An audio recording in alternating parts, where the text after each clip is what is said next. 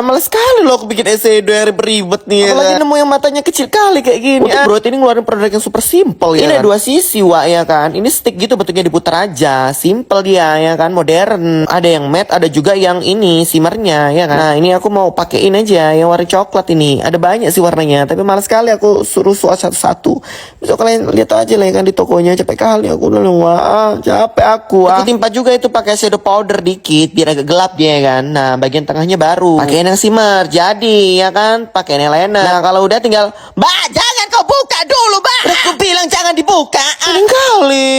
Untungnya ada ini ya kan, tinggal di swatch aja lagi nih ya, pakai yang tadi nih yang shimmer itu tadi ketutup sudah itu eyeliner bleber tadi. Makanya kalau udah dibilangin jangan buka mata, kau jangan buka mata. Kayak mana kalau nggak punya ini, kayak mana ngilanginnya, mau kau tanggung jawab. Males sekali aku sama klien yang suka melanggar aturan ini.